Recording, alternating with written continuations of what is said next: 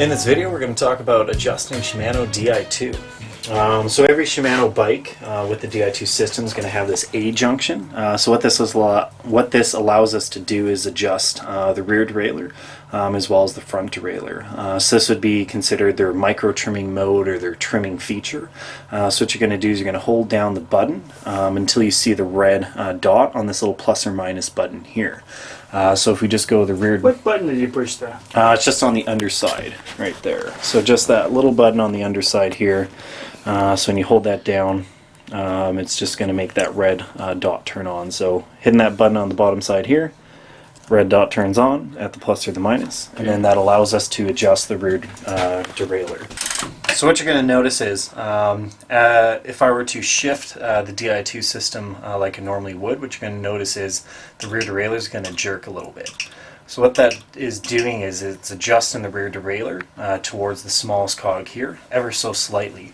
So each time I click down or shift down, it's adjusting it probably like less than a millimeter down.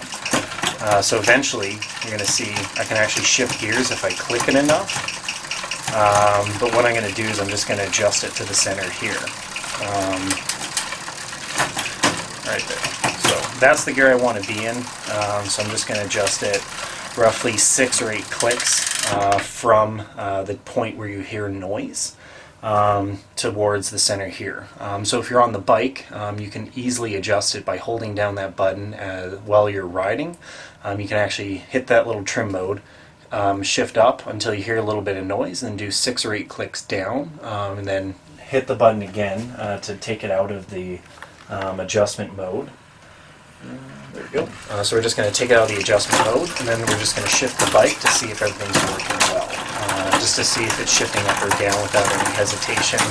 So obviously if you're on the bike, you'd be just shifting it, normally riding, just making sure everything works. If it still needs a little bit of adjustment, you can just hold down that button again. So hold down the button again and just give a couple little more adjustments and just see if that helps resolve the problem there. So the nice thing about the Di2 system is you can do all the adjustments on the bike. While you're riding? Yeah, you can do it while you're riding. Obviously recommend being very careful if you're going to do it while you're riding, but you can do any of the adjustment modes on the flats or just where you don't need to shift gears, or if you're in the back of the group as well. And you can just do adjustments there, and it's as easy as that. The front derailleur, neat thing about the Di2 system, if no one is particularly familiar with it, if you actually watch the front derailleur, as I shift up and down, you can see it actually trim. So what that is doing is it's preventing the chain from rubbing on the it's preventing the front derailleur from rubbing on the chain itself.